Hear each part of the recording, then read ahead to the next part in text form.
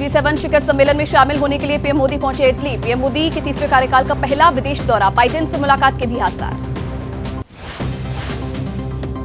50वें G7 शिखर सम्मेलन में भारत को आउटरीच कंट्री के तौर पर किया गया आमंत्रित। सम्मेलन से इतर पीएम मोदी की G7 देशों के नेताओं के साथ द्विपक्षीय बैठकें करने की भी संभावना। इटली रवाना होने से पहले पीएम मोदी ने कहा, G7 शिखर सम्मेलन में शिरकत करने वाले अन्य नेताओं से मुलाकात को लेकर उत्सुक। प्रधानमंत्री मोदी ने जम्मू कश्मीर में स्थिति की समीक्षा की। एनएसए अजीत डोभाल और अन्य वरिष्ठ अधिकारियों के साथ की उच्च स्तरीय बैठक। गृहमंत्री अमित शाह से भी बातचीत की।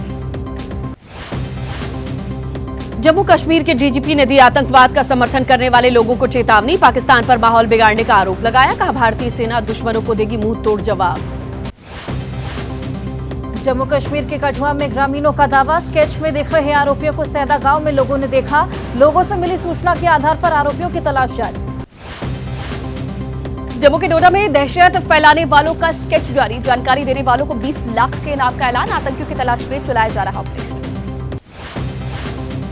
आतंकवादियों के साथ गोलीबारी में एक पुलिस जवान के घायल होने के बाद फूंक फूंक कर कदम रख रही है सेना। डोडा के गंदोह के कोटा टॉप इलाके में जवानों ने घेराबंदी की। तलाश अभियान जारी।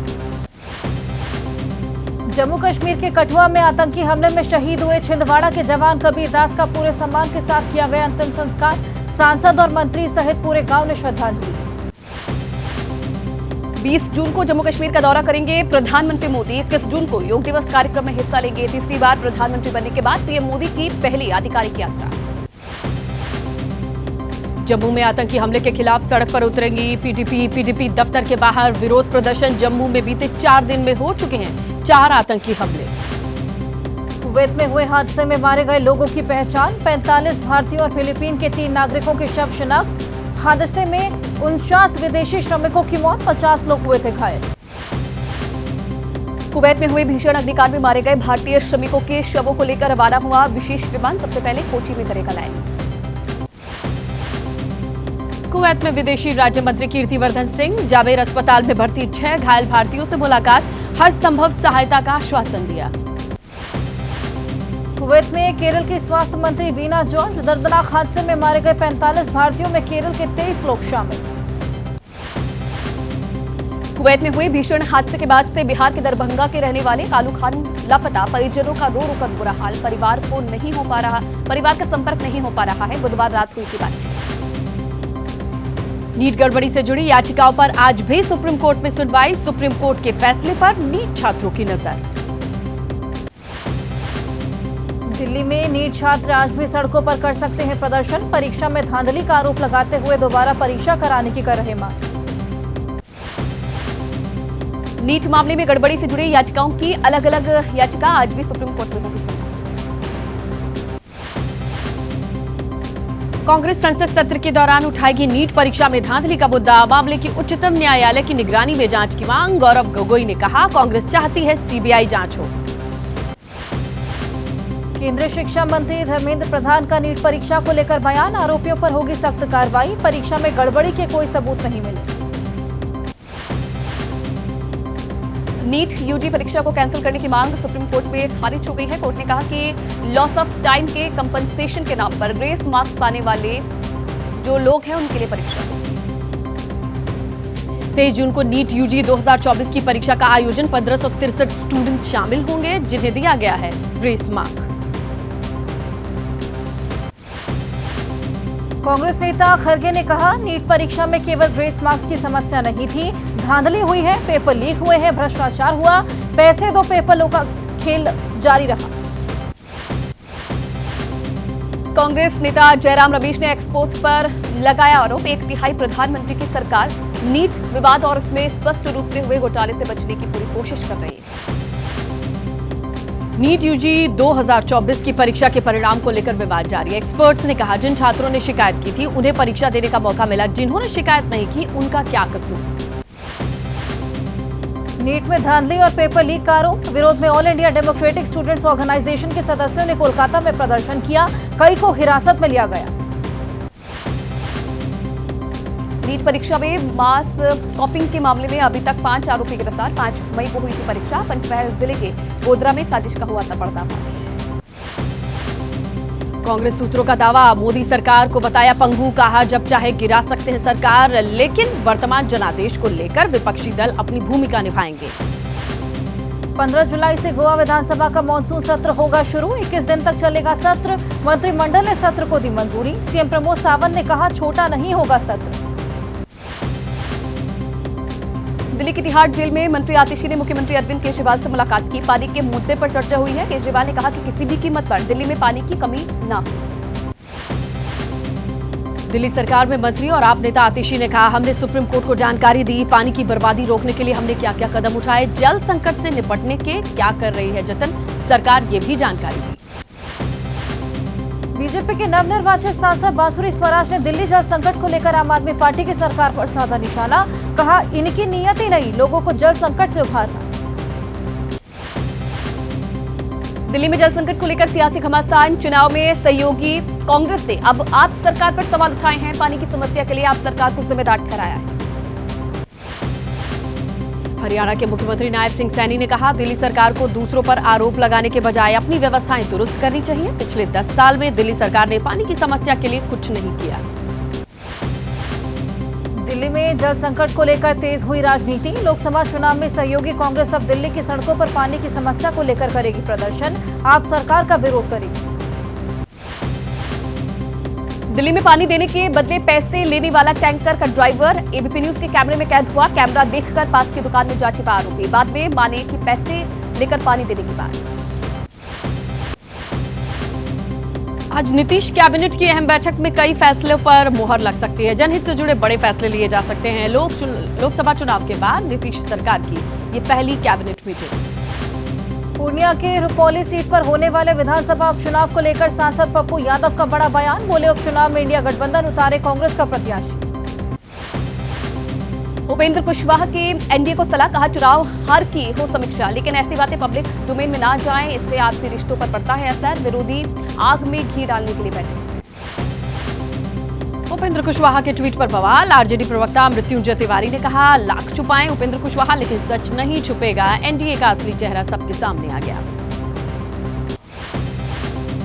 लगातार तीसरी बार एनएसए बनाए गए अजीत डोभाल, पीएम मोदी के प्रधान सचिव पद पर बने रहे पीके मिश्रा, कैबिनेट मंत्री का मिलेगा दर्जा, अमित खरे और तरुण कपूर भी बने रहे पीएम के सलाहकार। राज्यसभा में बिगड़ सकता है इंडिया गठबंधन का खेल, उपचुनाव में 10 में से 9 सीट पर एनडीए की जीत पक्की, कांग्रेस को 2 सीटों का हो सकता है नुकसान, राज्यसभा की 10 सीटों पर चुनाव की तैयारी। आप सांसद संजय सिंह का बीजेपी पर बड़ा आरोप, कहा अग्निवीरों के बाद यूपी में पुलिस की भर्ती ठेके पर की जा रही है, यूपी में पुलिस भर्ती पेपर लीक से 60 लाख बच्चों का भविष्य बर्बाद।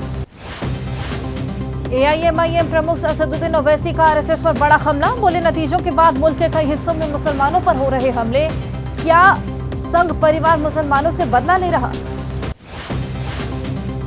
मनोज जरंगे ने खत्म किया अनशन, विधानसभा चुनाव लड़ने के दिए हैं संकेत, महाराष्ट्र सरकार के प्रतिनिधिमंडल ने जरंगे से मुलाकात की है, सरकार को 1 महीने का अल्टीमेटम दिया गया।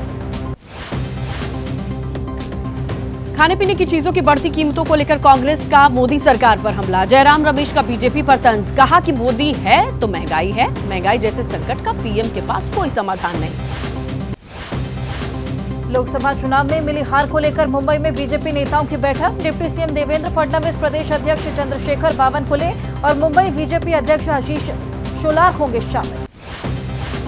शिवसेना उद्धव गुट की नेता प्रियंका चतुर्वेदी ने कहा कि महाराष्ट्र में गद्दारों को जनता ने दिखा दी है जगह, हम सभी 288 सीटों पर कर रहे हैं तैयारी, गठबंधन में रहकर ही लड़ेंगे और जीतेंगे। महाराष्ट्र में इंडिया गठबंधन में टूट का खतरा, शिवसेना यूटीबी के अध्यक्ष उद्धव ठाकरे ने पार्टी कार्यकर्ताओं से 288 यानी सभी सीटों पर चुनाव की तैयारियों की बात कही।